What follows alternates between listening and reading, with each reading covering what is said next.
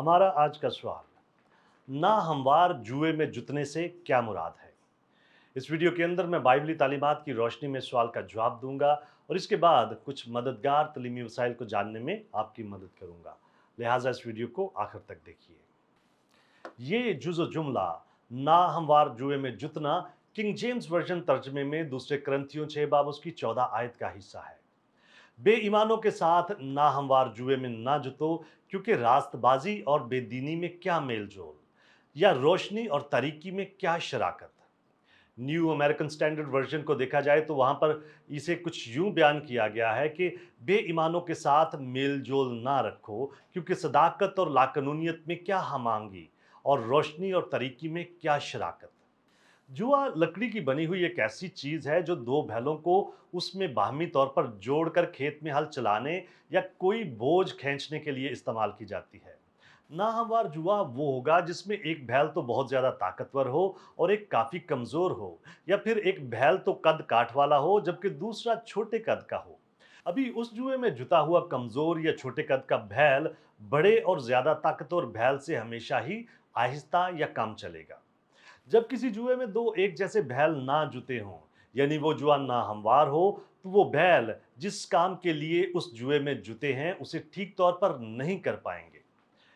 एक दूसरे के साथ मिलकर काम करने की बजाय वो एक दूसरे के लिए परेशानी का सबब बनेंगे। दूसरा ग्रंथियो 6 बाब उसकी 14 आयत पौलुस रसूल की तरफ से की जाने वाली एक लंबी बात का हिस्सा है, जिसमें पौलुस रसूल करंथस की कलीसिया को मसीही जिंदगी गुजारने के हवाले से मलामती नसीहत करता है। वो ईमानदारों की बेईमानों के साथ किसी तरह की कोई शराकत करने की हौसला शिकनी करता है, क्योंकि ईमानदार और बेईमान रूहानी तौर पर एक दूसरे के मुतजाद हैं, बिल्कुल उसी तरह जैसे रोशनी और तारीक की मुतजाद है। उनमें बाहमी तौर पर कोई मुआफ़क़त नहीं, बिल्कुल वैसे ही जैसे मसीह और बलियाल बामानी बेवुक्ती और नाअहलियत में किसी तरह की कोई मुआफ़क़त नहीं।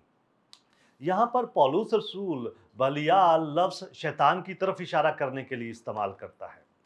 यहाँ पर तसव्वुर ये पेश किया जा रहा है कि गैर अक़वाम पर मुश्तमिल नारास्त गैर ईमानदार दुनिया शैतानी हुक्मरानी के असूलों के मातहत है और मसीहियों को नाराज़ दुनिया से अलहदा होना चाहिए, बिल्कुल उसी तरह जैसे मसीह शैतान के सभी तौर तरीकों, सारे मकासद और सब तरह के मंसूबों से दूर और अलहदा है।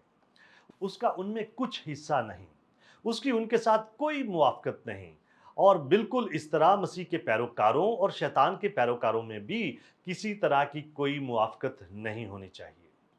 अगर हम मसीही होते हुए किसी गैर मसीही के साथ एक करीबी दोस्त या इत्तेहादी के तौर पर ज़िंदगी गुजारने की कोशिश करें, तो हम भी अपनी ज़िंदगी में गोलमोल दायरे में ही घूमते रहेंगे।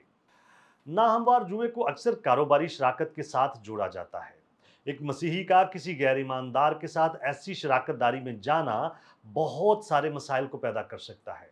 गैर मसीही का नज़रिया हयात बिल्कुल मुख्तलिफ होगा और उसके अखलाकी मेयार भी मुख्तलिफ होंगे, और जब रोज़मर्रा के कारोबारी फैसले किए जाएंगे तो गैर मसीही और मसीही शराकत दारों में से किसी एक के अखलाकी मेयार और उसका नुक्ता नज़र उस कारोबार या शराकत दारी में नुमायाँ होगा। ऐसे किसी ताल्लुक की कामयाबी के लिए दोनों में से किसी एक को अपने अखलाकी म्यार और नज़रिया हयात को खैरबाद कहना होगा।